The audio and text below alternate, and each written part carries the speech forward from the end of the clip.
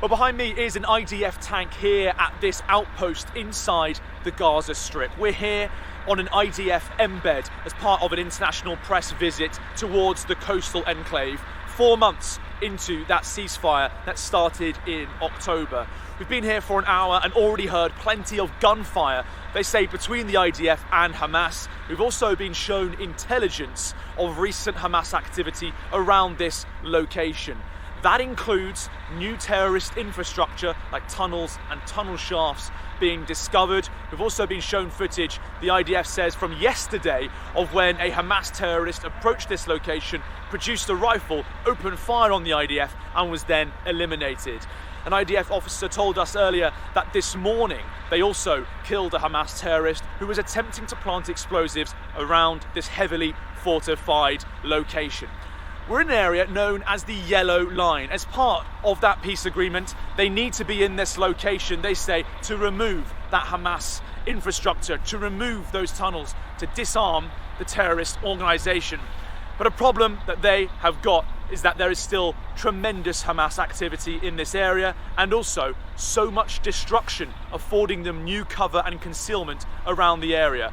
Behind me, there is almost total destruction. 60 million tons of rubble. The United Nations says it's enough to fill 3,000 container ships. And as you stand here and look out, you can barely see any forms of life. You can hear a drone above you and occasional sounds of gunshots. That are the only signs of human activity in this area. A lot of crumbled homes, a lot of destroyed buildings, some intact areas, but so much destruction here. And as they approach phase 2 of that ceasefire deal, Donald J. Trump's Board of Peace will be enacted. There are many concerns in Israel that Hamas is going to be supported by Qatar and Turkey, 2 countries expected to be on that board. Can he do enough to ensure that there is no more violence in the Gaza Strip, working with all those other nations? Or is this area, with so much death and destruction since October the 7th, set to continue in a world where Hamas still has weapons and the IDF is not ready to leave? We're here now at an outpost behind the Yellow Line. What sort of operations are the IDF conducting here? Well, two missions we have here. The main one is we're the only thing standing between those terrorists and our civilians standing there, which is about a kilometer or 2. The second mission is to remove terror infrastructure in this area. Just in recent days, we found here a tunnel shaft, a tunnel network. You've seen the concrete stains on the ground where we blocked the tunnel trying to infiltrate Israel. That's what we're doing here. So one is right here, right now, defending the people of Israel, confronting and dealing with Hamas when they're trying to violate the agreement and carry out attacks. And the second thing is a larger picture of removing terror infrastructure for the future, also for Israeli future, for security, but also for a possibility to rebuild Gaza. Now, this is phase 2 of the ceasefire going into now, the peace deal that's been put forward by President Trump. As we're speaking, we can hear gunfire in the distance here. What hope do you have that Hamas can actually disarm as part of the requirements of this deal? Well, Hamas can disarm. Hamas also signed an agreement that they will disarm. But I think Hamas is a terror organization with an extreme jihadi world perception. And someone needs to make them disarm. And we are committed to the agreement. We hope that international forces and different forces can force them to disarm. But we're also here and protecting Israel and ready for any scenario to do whatever needs to be done. But the first line of the 20-point plan says Gaza will be a terror-free zone. And Hamas right now is preventing that. Hamas is the obstacle from the agreement moving forward, and they're the obstacle for the people of Gaza of having a better future, and for the people of Israel of having a better future alongside the people of Gaza. You're talking about there being an obstacle towards freedom and peace in Gaza. Another concern that we've heard from the Israeli side is Qatar and Turkey being part of that board of peace. They have provided financial and logistical support to Hamas in the past. Some of the gunfire we're hearing right now could be paid for by money sent by Qatar. With that going on, them being part of this board of peace, how can there ever be a scenario where Hamas disarms? Well, I think that's a question for our politicians. I have the privilege of being an IDF spokesperson, a military man. I focus on the military mission, and I trust our politicians to hash it out and find the right way to move forward with the right partners. Okay, and on the ground militarily, you're here at this location. What sort of threats have you faced recently here? Well, we've seen just this morning for the second day in a row. Yesterday we saw suspicious people crossing the yellow line, coming and trying to plant explosives around the yellow line. We looked at it, we were very careful about it. They returned again today. We were able to identify them and eliminate them.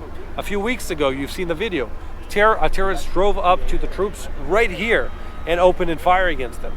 A bit south from here, just 4 days ago, 6 terrorists popped out of a tunnel and carried out an attack against our troops. So we see Hamas regrouping and all over Gaza and also in this area. And the main thing we're looking at is tunnels. We might be standing over a tunnel right now as we're speaking, and our job is to make sure we find those, locate them, dismantle them. Now, when we were arriving into the Gaza Strip earlier today, we drove past a convoy of humanitarian aid trucks.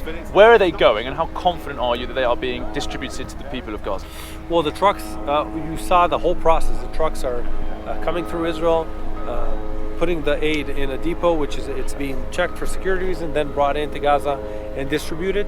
There's still a problem in the distribution. Hamas is still trying to loot the aid. We're working alongside the international community, not putting a limit on aid going into Gaza. More than enough aid is going into Gaza, and the main solution and the best solution for the aid problem in Gaza is to remove Hamas of power. Now, the IDF has also been supporting anti-Hamas families and clans inside Gaza. What can you tell me about the latest in terms of how those organisations are able to fight Hamas in the area? You're not going out to seek and destroy Hamas as much as you used to, but a lot of these clans are doing that for you with your support. What's the current state of play with those clans? Well, there is somewhat of a separation between those clans and Hamas. Some of the clans are outside the yellow line.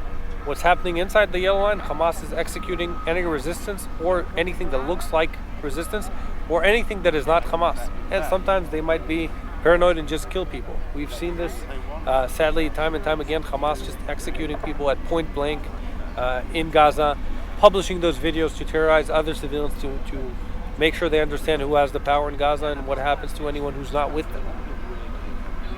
The British Prime Minister, Keir Starmer, he could have a role here as part of this board of peace looking on the area. As the IDF, when you think about the knowledge and the experience your troops have on the ground, there's some discussion about foreign peacekeeping forces coming here as well. Would the IDF be ready to serve alongside foreign troops inside the Gaza Strip to maintain some degree of peace? Definitely.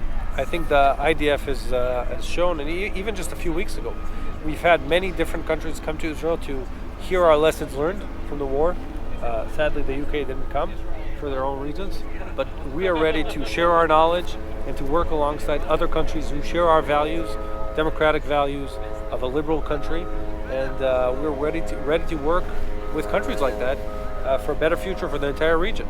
Now, while you've been at war here in Gaza, the British government announced that it was supporting a Palestinian state.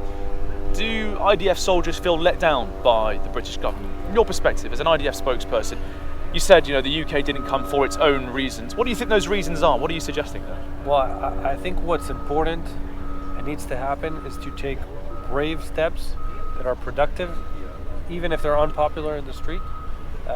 We've seen, sadly, and I don't speak of politician as a military man, but we've seen in the ceasefire that was possible in July and August, that when Hamas saw support for a Palestinian state for their cause, that they withdrew from the ceasefire agreement. And that was counterproductive. It might have been popular in the streets, but it was counterproductive.